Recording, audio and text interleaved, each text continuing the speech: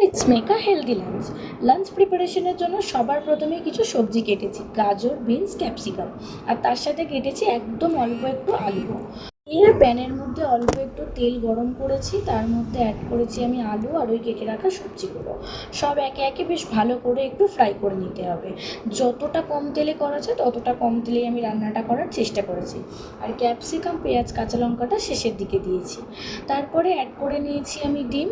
একটা ডিম ফাটিয়ে দিয়ে দিয়েছি, তার সাথে দিলাম নুন, কারণ সবজিতেও আগে নুন দেওয়া হয়নি। বেশ ভালো করে এবার ডিমটাকে ভুর্জি বানিয়ে নিতে হবে, তারপর সব সবজিগুলোর সাথে মিশিয়ে নিতে হবে। তারপরে আগে থেকে যে ভাত আমি বানিয়ে রেখেছিলাম সেই ভাতটা অ্যাড করলাম। এখানে গরম ভাতও ইউজ করা যেতে পারে বা গতকাল রাতে রেখে দেওয়া ভাতও ইউজ করা যেতে পারে। আমি যেহেতু অফিসের জন্য প্যাক করেছি তাই গরম ভাত নিয়েছি, আর ছড়িয়েছি সামান্য একটু ভাজা মশলা। অন্যদিকে বানাবো একটা স্যালাড। তার জন্য নিয়েছি বাটিতে টক দই আর কিছুটা শসা আমি গ্রেট করে নিয়েছি।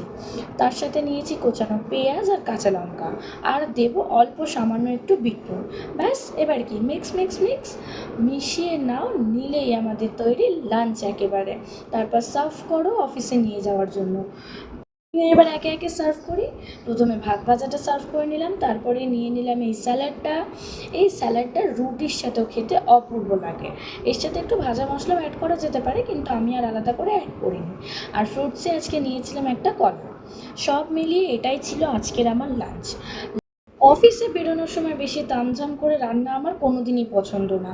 আমি সব সময় এমন রান্না করারই চেষ্টা করি যেটা হয়ে যাবে খুব তাড়াতাড়ি। তোমরা চাইলেই এটা একবার ট্রাই করতে পারো অফিসের জন্য। জানিও ভিডিওটা কেমন লাগলো। টাটা।